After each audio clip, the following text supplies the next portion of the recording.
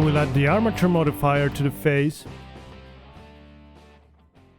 And as you see, as this geometry has all the vertex groups that the Victor character had, the rig is already working with it quite well. But anyways, I'm going to go into weight painting mode and I'm going to check the weights, because the shape of the face of this character is very different from Victor. So I'm just going to check that all the weights are correctly placed over the surface of the model.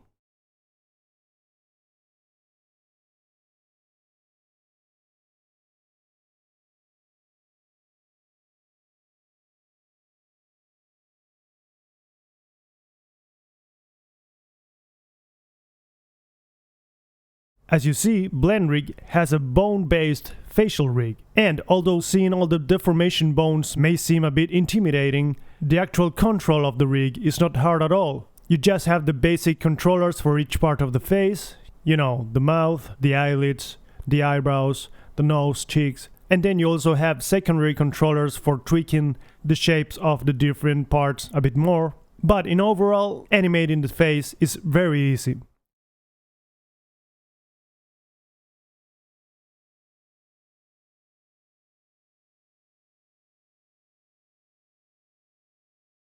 You may be wondering how this facial rig works. And the truth is that most of the rig moves automatically with constraints, but there are certain expressions that are achieved with actions. And as these expressions are achieved with actions, it means that the user can modify them to fit their own characters. What I'm going to do after checking the weight painting is to start tweaking the facial actions of the rig so that they correctly fit the expressions that Vincent needs.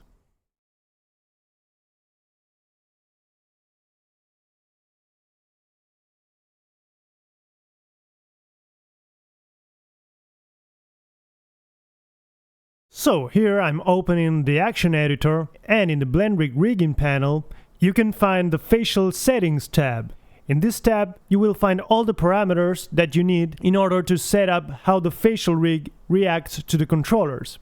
So what I first do is to establish the movement ranges of the controllers. And this is not only for setting a limit to the motion of the controllers, but this also tells the rig that within that limit a specific action will be triggered. So we have movement ranges for the eyelids, for all the possible directions of motion of the mouth corner, for the cheeks, and for other secondary controllers like the mouth frown and nose frown controllers.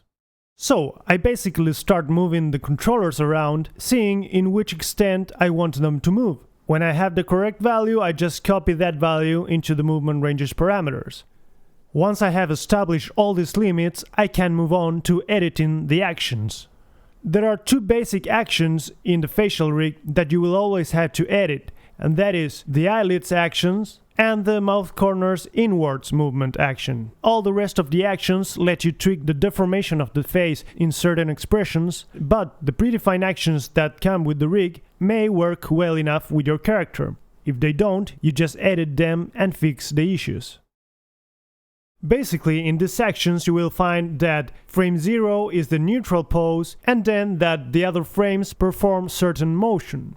For instance, in the upper eyelid section, you have frame -1 being the upwards motion of the eyelid, then frame 0 the neutral pose, frame 1 will be the pose with the eyelids in the middle of the eyes, and then frame 2 will be the pose with the eyelids at the bottom of the eyes. And so on with the rest of the actions. All these actions have just a few frames that determine these key expressions, and you just edit them by going into the action and manually tweaking the controllers. So you can see in real time how the face of your character starts moving around.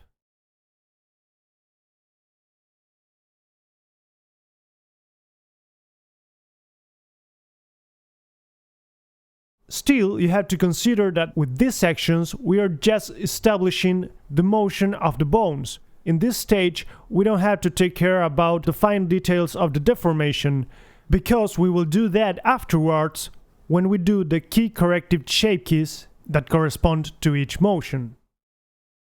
So all you are seeing here is the facial rig working on its own.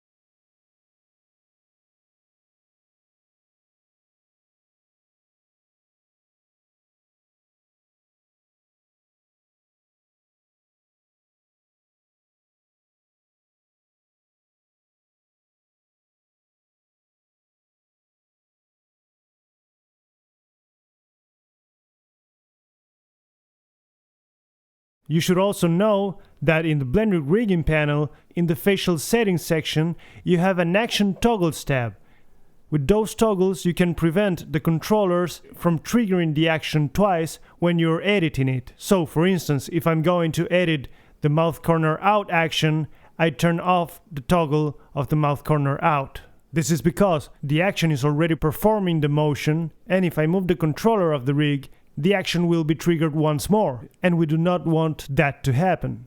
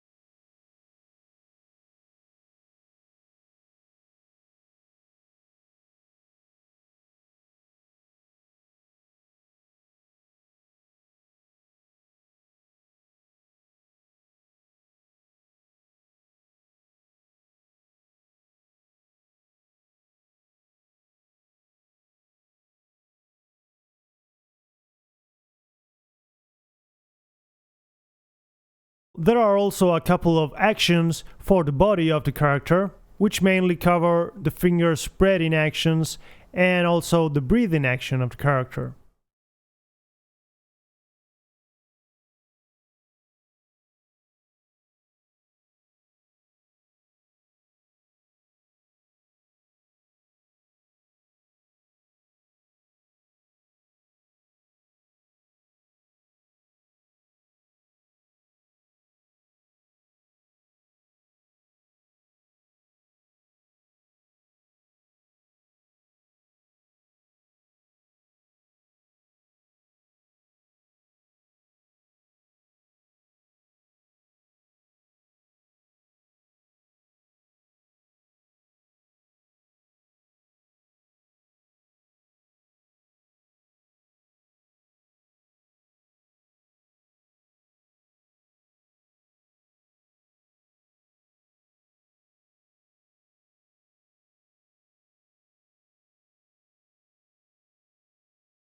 In the case of the breathing action, I usually do a shape key on the mesh deform cage of the character to better shape the breathing in and out motions of the torso.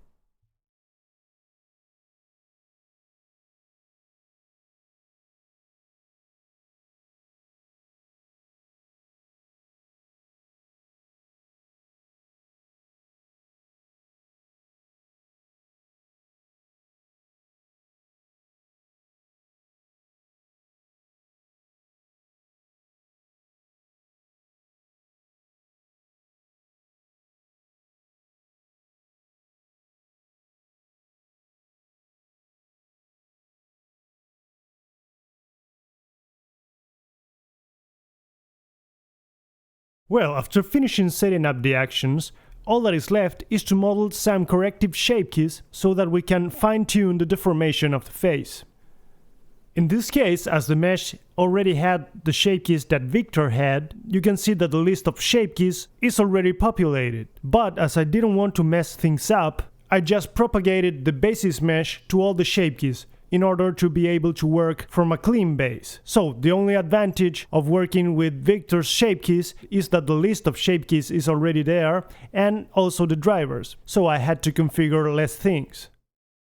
So, as you see, with Blend Rig we have a bone-based facial rig that we can configure in a very intuitive way, and actually most of the facial expressions are achieved by the rig itself. With the corrective shape keys, all we do is fine-tune the deformation and add in certain details like wrinkles on the front head and stuff like that. I usually start with the shape keys of the eyelids because with these shape keys I solve the intersections between the eyelids and the eyeball. So I usually work the eyelid motion in two separate shape keys, one for when the eyelid reaches the middle of the eye and then another one for when the eyelid reaches its maximum position.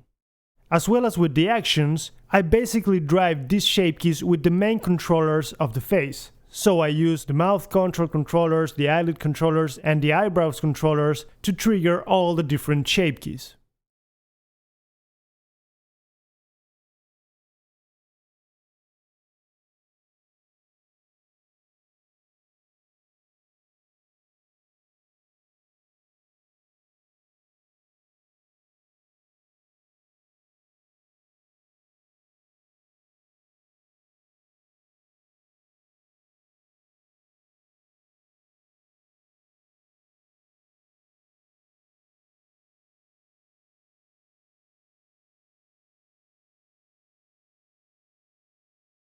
And needless to say is that I work on the shape keys of one of the sides of the character, and then I just mirror those shape keys into the opposite side and change the controller of the drivers from left to right.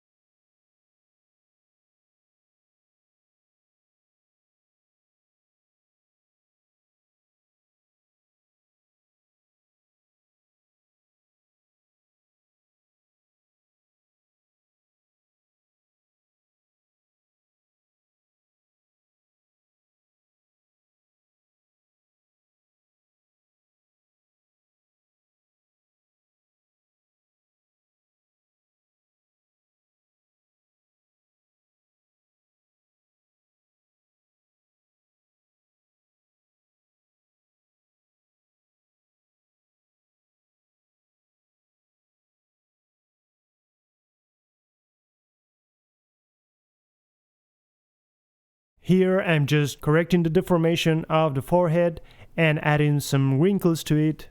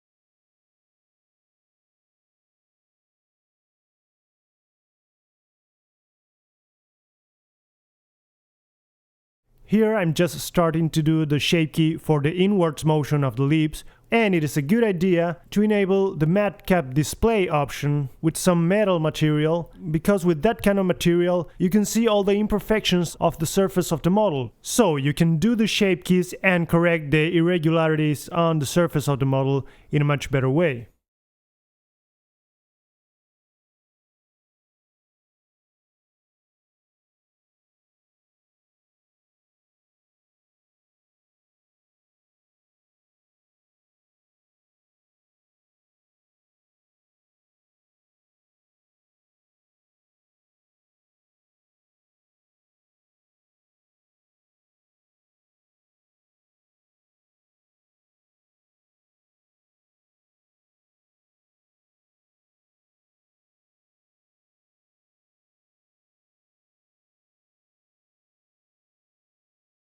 Besides of the shape keys that correspond to the main motion of the face, I usually do other shape keys for achieving other kind of effects on the face. So I usually do a shape key for thickening the lips, and I also do another shape key to make the cheek puff outwards.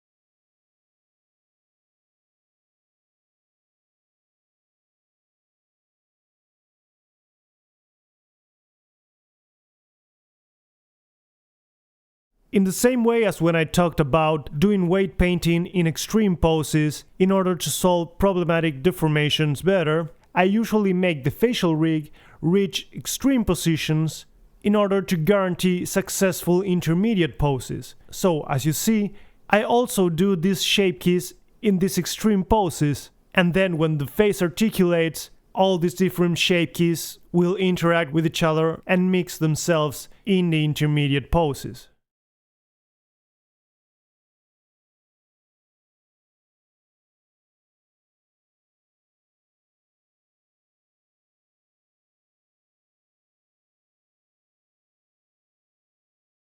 Here I'm just correcting a bit the action of moving the mouth corner outwards.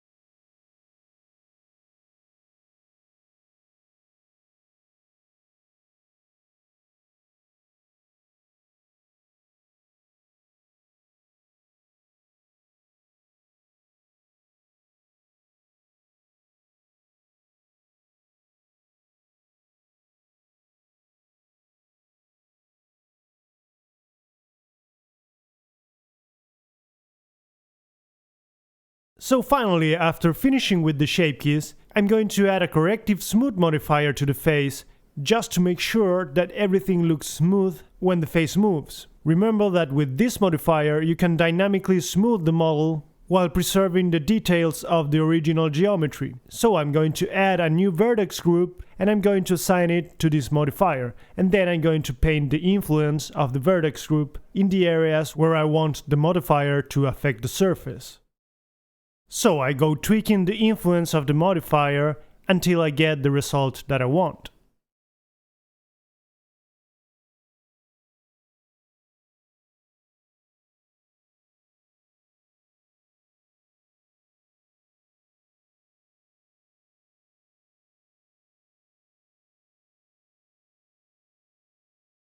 And finally, I'm adding a smooth modifier with a vertex weight mix modifier before it, and with this I will smooth out a bit the mouth corner when it moves. So I will paint a vertex group in the mouth corner area and I will assign that vertex group to the vertex weight mix modifier, and that vertex group will be added to the vertex group that is assigned in the smooth modifier. By adding a driver to the influence of the vertex weight mix modifier, I achieve this dynamic smoothing effect, because the modifier only smooths the model when the mouth corner moves.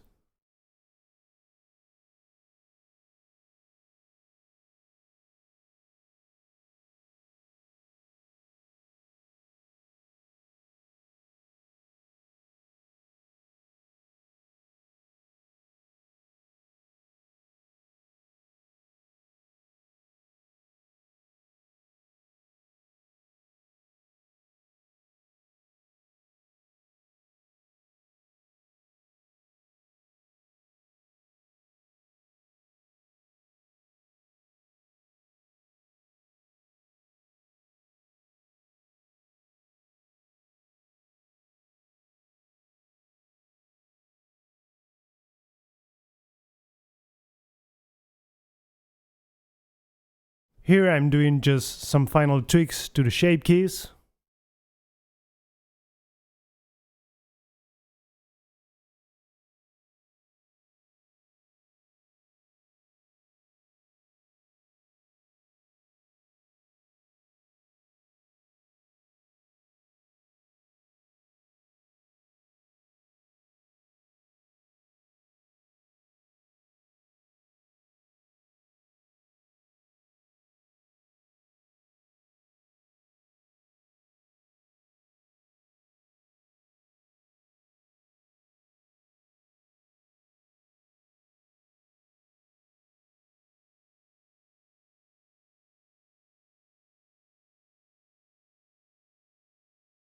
And here I'm just adding a driver to the viewport visibility property of these smooth modifiers, so that I can drive it with the deformation extras option that I have in the muscle system tab in the blend rig panel.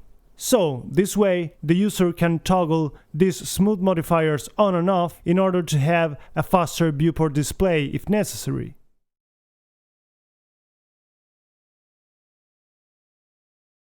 So I'm done with the face and I will move on to the eyes, which again are Victor's eyes. So I will just reassign the armature in the modifiers and fix the drivers that the eye objects already have.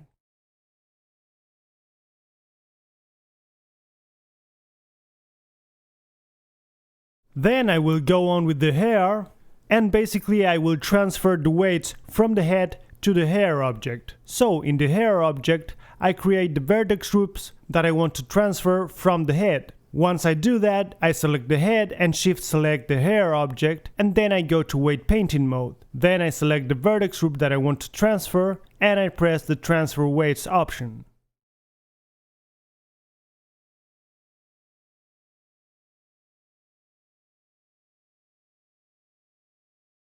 Here I'm just checking the deformation of the hair object and I'm fixing some weights.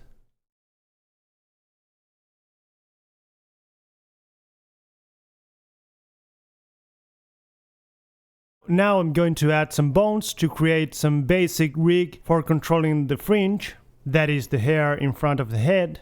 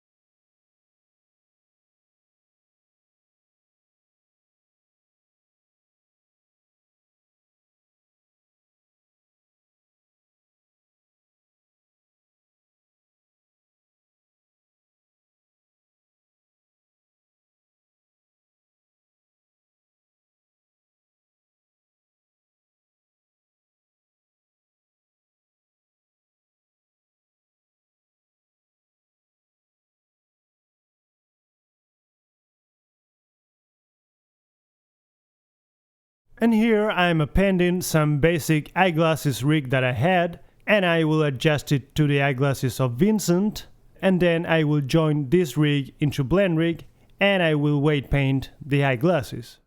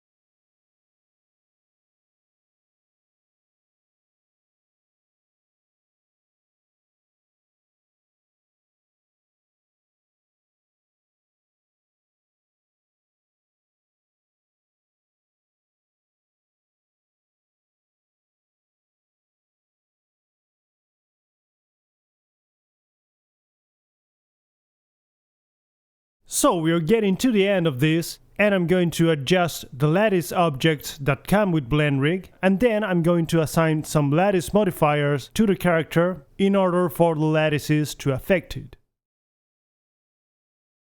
Basically, the lattices that are generated with the rig are a lattice for the head, a lattice for the mouth, which makes the motion of the mouth much more organic. Then we also have a lattice for the eyebrows and for the eyes, and that will let you achieve some nice tuning effects with the eyes.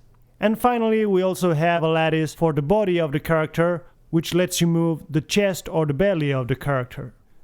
All these lattices are already related to the blend rig armature, so they move out of the box.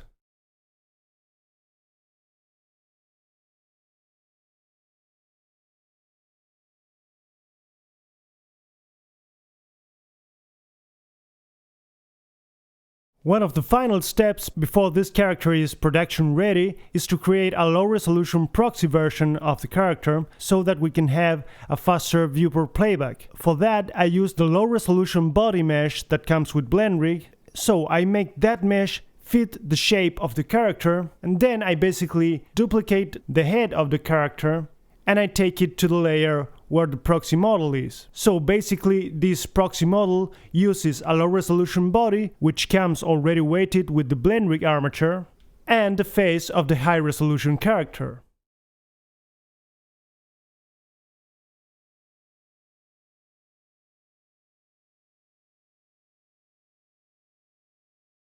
I then also optimize the geometry by decimating the hair and erasing some faces from the eyes and other secondary objects of the character.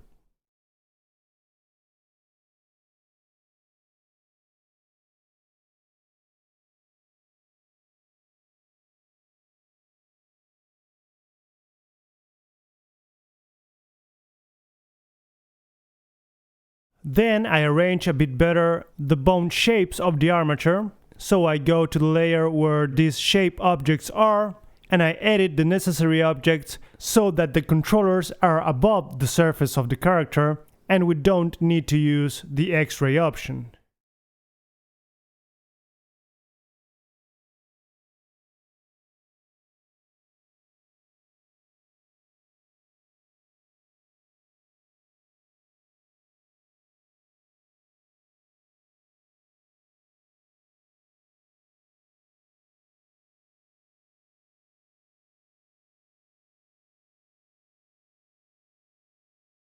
Once I know the rigging process is finished, I unchecked some of the checkboxes of the optimization tabs in the BlendRig rigging panel so that I can have a small increment in the playback speed. And then all that is left to share this character and to use it in a production environment is to create the high resolution group and the low resolution group and assign the corresponding objects to each group. So I create the Vincent High group, and in the duplicate visibility options I just check the first layer, which is the layer that contains the high resolution model of Vincent. That way, when I link that group, only the Vincent model will show, and not the rest of the objects of the rig. Then I create the Vincent Low group, and in the duplicate visibility options, I just check the second layer, which is the layer that contains the proxy model of Vincent. So I assign all the corresponding objects to this group too.